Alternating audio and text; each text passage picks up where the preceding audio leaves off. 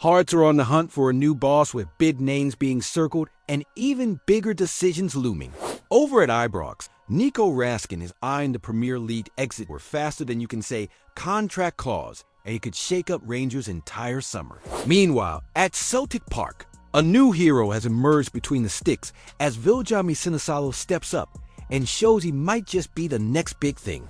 And hold on tight because something rare happened at the last Rangers vs Celtic clash. So rare, even Kris Boyd gave credit to VAR. Yes, seriously. So if you love Scottish football chaos served with a side of drama, make sure you hit that subscribe button right now. When we hit 1,000 subscribers, one lucky fan is getting a shirt from their favorite SPFL club. So get in quick because it is all kicking off. Things are heating up at Tynecastle, my friend. After waving goodbye to not one, but two managers this season, the Hearts board is hoping the third time really is the charm. And with their season crumbling faster than a shortbread in a cup of tea, the pressure is well and truly on. Enter Derek McInnes, a man who has seen more Scottish football than the average pie vendor. Currently at the helm of Kilmarnock, McInnes has quietly rebuilt his reputation, dragging Killie from the Championship back into the top flight and even sneaking into European qualification. Not bad for a side that, let's be honest, used to spend more time near the bottom than a pair of muddy studs. Now, McInnes is one of the frontrunners to take over the Hearts' hot seat, and it is not just a random punt. His CV includes second-place finishes with Aberdeen, 4 cup finals, and a League Cup in the cabinet. Sure, 2 of those second places came when Rangers were away sorting out their off-pitch finances, but still, it is not like many others have managed that consistency outside of Celtic Park. Also on the radar were John McGlynn of Falkirk fame and Stephen Robinson from St. Mirren, but both seem to be slipping down the list. Apparently, the Hearts hierarchy wants someone with a deep knowledge of the Scottish game and a steady pair of hands. Enter the algorithms. Yes, you heard that right. Hearts are using Jamestown Analytics to crunch the numbers, feeding every candidate through a system that looks at stats, experience, and probably how many times they have beaten Hibernian on a rainy Tuesday. It is all being led by Graham Jones, the sporting director, with the final call going to Chief Executive Andrew McKinley and the board. They are not rushing, but they are hoping to have someone locked in before the end of the month. If McInnes is the man, Kilmarnock will be due compensation since he is under contract at Rugby Park until the summer of 2027. So not exactly a cheap option. If Derek McInnes does take the Hearts, is he genuinely the man to take them forward, or just another safe, recycled name who will keep them stuck in the same old cycle of mediocrity?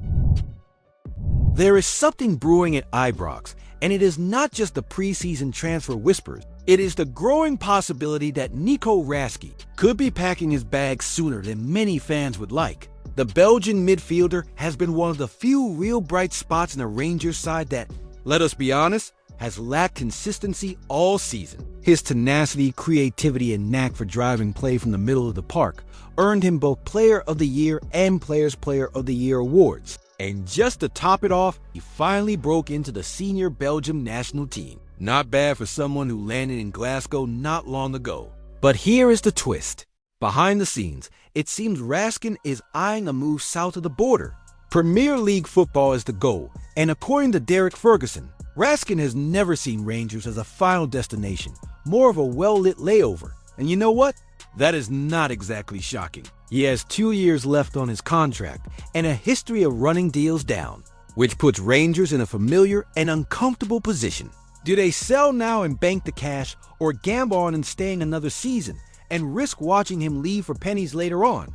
There's also the matter of the 49ers' impending takeover. The American owners may be keen to make their mark, but even Hollywood needs a budget. Rangers need to sell before they buy, and Raskin is one of the few assets with real market value. Alongside Hamza Igamain, he is seen as a prime candidate to generate the kind of money that could reboot the squad. On paper, Raskin's stats do not scream superstar. Just 2 goals and 7 assists in 29 league games. But anyone who has watched him knows it is not about numbers. It is about the energy, the vision, and the drive he brings in midfield. He plays like a man who knows his next move could define his career.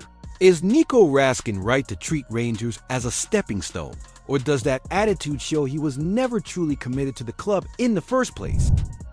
Well then, out of the smoke and flying buckfast bottles at Ibrox, a new hero has emerged for the Celtic faithful, and his name is Viljami Sinisalo. That is right, the young Finnish shot stopper who was supposed to be learning quietly in the background behind Kasper Schmeichel is now taking center stage.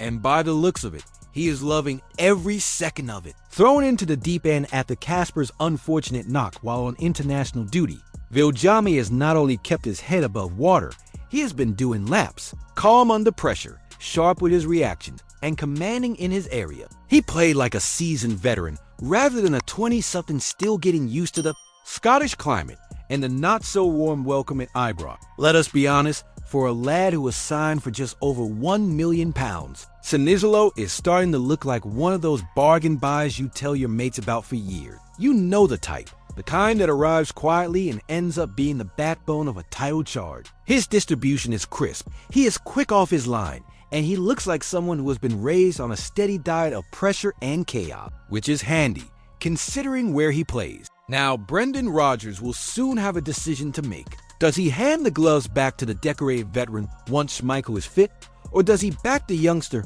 who has earned his stripes in one of the most hostile atmospheres Scottish football can offer? One thing is clear, Sinisalo has the mental. He showed that at Ibrox, and if he keeps performing like this, we might be witnessing the start of something long-term at Celtic Park. A changing of the guard in goal, perhaps? Should Brendan Rodgers stick with the rising star Sinisalo even when Schmeichel is fit? Or does experience always win out when it comes to the #1 shirt at Celtic? Now, this might be the biggest surprise in a Glasgow derby, since someone offered a handshake and actually meant it. For once, and I mean once, Kris Boyd has tipped his hat to the official. Yes, you heard that right.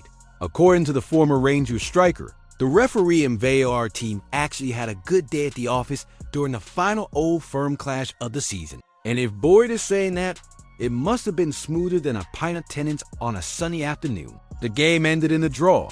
The temperature stayed surprisingly lukewarm, and somehow, nobody was sent off. You could almost hear the sigh of relief from Nick Walsh and the entire officiating crew. Normally, they are dodging controversy like it's flying debris, but this time, even Andrew Dallas in the VAR bunker kept his cool and made the right calls. That includes ruling out Nico Raskin's goal for offside, clearing Ianis Hadji's penalty shout, and giving the thumbs up to Adam Ida's equalizer after a proper forensic check of Dazen Maida's toenail being onside.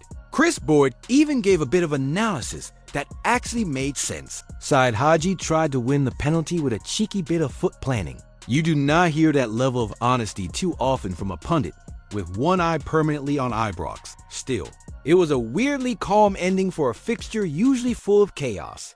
No last-minute meltdowns, no handbags at dawn, and barely a raised eyebrow. Maybe the fact that Celtic had already wrapped up the title took some of the fire out of it. Or maybe, just maybe, the players and officials all decided to be sensible adults for one. Imagine that.